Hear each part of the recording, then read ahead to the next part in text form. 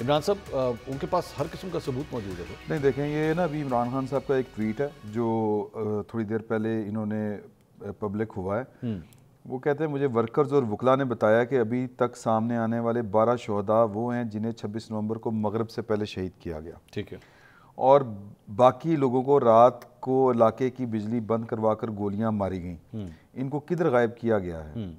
तो ये जो मतलब 139 अफराद कह रहे हैं कि वो मिसिंग है, ये उन्होंने क्लेम किया। ओके, जो मिसिंग वाले जो लोग हैं उनमें से एक का तो देखे, बात यह है कि जब आप एक फिगर सामने रखते हैं, आप एक दावा करते हैं, उसमें कोई एक भी कोई ऊंची नीची बात हो जाए, आगे पीछे हो जाए, तो वो पूरी की पूरी बात आपकी मशकूक हो जाती है। तो पहले ये कहते थे हमारे 378 मेरा ख्याल है, या 200 नहीं, वो 278 लतीफ़ खुसा साहब ने 278 बात की। अच्छा, वो अब एक ज़िम्मेदार आदमी है, पाकिस्तान तहरीक इंसाफ से उनका ताल्लुक़ है, रुकन कौमी असम्बली हैं, पाकिस्तान के बहुत बड़े फ़ौजदारी के वकील हैं जी। और फ़ौजदारी मुकदमे में 19-20 हो जाए आपकी स्टेटमेंट में तो मुकदमा जो है वो फारिग हो जाता है अदालतों में। ठीक है।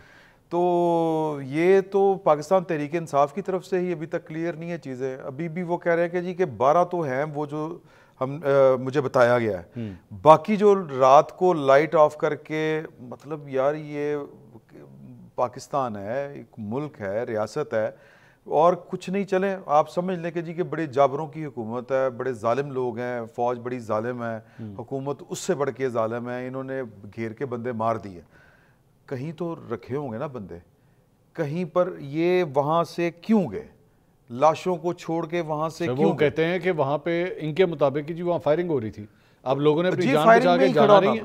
मैं वली खान साहब भी इंसान ही थे, गोश्त पोस्ट के इंसान थे, वो वहां पे रहे, वो अपने बंदों की लाशें साथ लेके गए। ये चीजें हिस्ट्री को करेक्ट रखना होता है, और उसके लिए फिर लीडरों के ऊपर ही जिम्मेदारी होती है, लोगों के बच्चे मरवाने। आज गंडापुर साहब को इमरान खान साहब से मिलने नहीं दिया गया, ये मेरे ख्याल में पहली दफा हुआ, मुझे नहीं याद पड़ता इससे पहले कभी हुआ है इस तरह?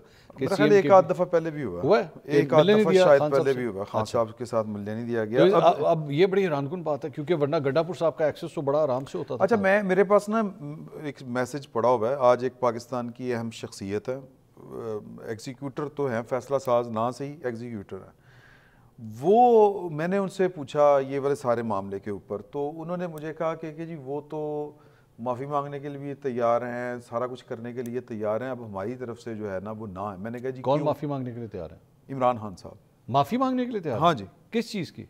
पता नहीं, मतलब जो ये सारा कुछ चल रहा है, सब कुछ चल रहा है।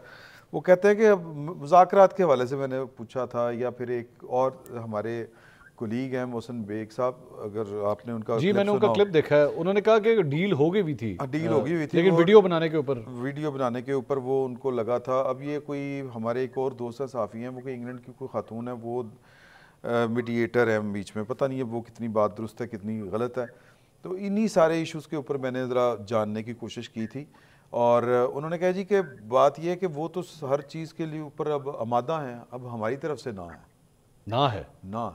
है या डिले है? नहीं, फिलहाल ना है। देखें, ये सियासत है। हाँ। सियासत में कोई किसी चीज़ को आप ना दावा कर सकते हैं, और सहाफ़ी को तो हतमी है। हाँ। ना मेरा ख्याल है सहाफ़ी किसी को ये वाली बात कहनी चाहिए। ठीक, कल को पता नहीं पाकिस्तान की इमरान खान साहब एस्टेब्लिशमेंट की कितनी बड़ी मजबूरी बन जाए।